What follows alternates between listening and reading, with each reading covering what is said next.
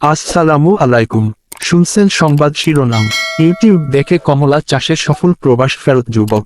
এখন শুনবেন বিস্তারিত।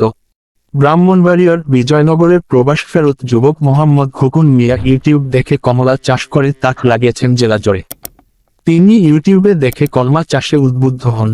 বিজয়নগর উপজেলার বিষ্ণুপুর ইউনিয়নের ছতরপুর গ্রামে 2 বিঘা জমিতে 60টি দার্জিলিং ও 100টি চায়না ট্রি কমলা চারা রোপণ করে বাগান গড়ে তুলেছেন, যা দেখে নানা টিপ্পনী, ঠাট্টা ও কটুকথা বলতে থাকেন এলাকার মানুষ। বলছেন কমলা চাষ এখানে হবে না বলে এসবে দমে যাননি খোকন।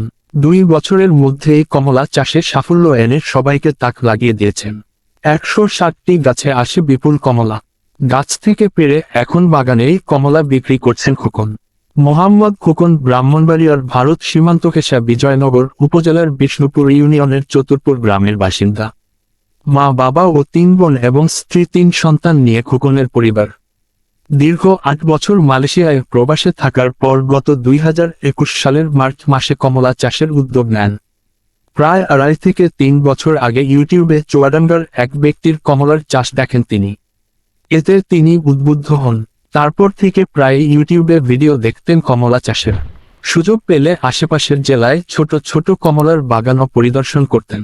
পরে সেখানে থেকেই 140 টাকা দরে কমলার চারা কেনেন। 30 থেকে 35 হাজার টাকা খরচে জমিতে কমলার চাষ শুরু করেন। মোহাম্মদ খোকন মিয়া বলেন, প্রথম দিকে গ্রামের মানুষের সঙ্গে কমলার চাষ নিয়ে পরামর্শ করতে চান।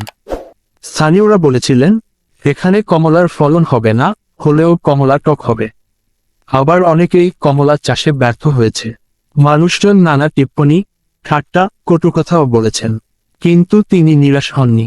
লোকজনের কথায় কান না দিয়ে কমলার চাষে মন দেন। গত বছর 1000 থেকে বেশি কেজি কমলা বিক্রি করেছি।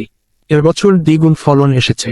প্রতি কেজি চায়না ট্রি কমলা 180 টাকা কেজি ও দার্জিলিং কমলা 250 টাকা কেজি মূল্যে বিক্রি করা হচ্ছে। বাগান থেকে ক্রেতারা ক্রয় করে নিয়ে যাচ্ছেন।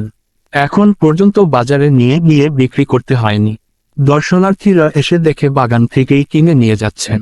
এর বছর আমার বাগান থেকে অন্তত 5 লাখ টাকার কমলা বিক্রি হবে বলে আশা করছি।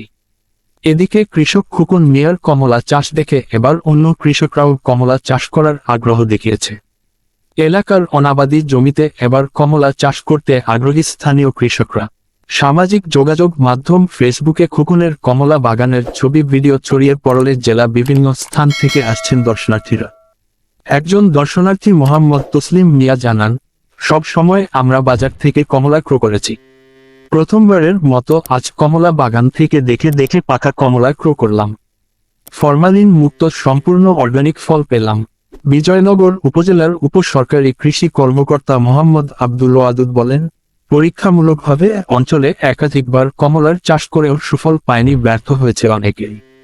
তবে যেহেতু খোকন মিয়া সফল হয়েছেন, তাই কৃষি বিভাগের মাধ্যমে অঞ্চলে কমলার আবাদ বৃদ্ধির জন্য প্রদর্শনী দেয়া হবে।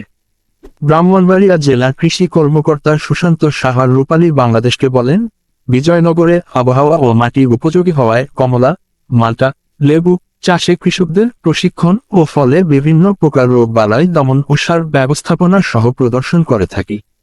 কমলা চাষে আগ্রহীদের সহযোগিতা ও কৃষিকাজে পরামর্শ ও সহযোগিতা করে আসছি। ব্রাহ্মণবাড়িয়া 24.নিউজ।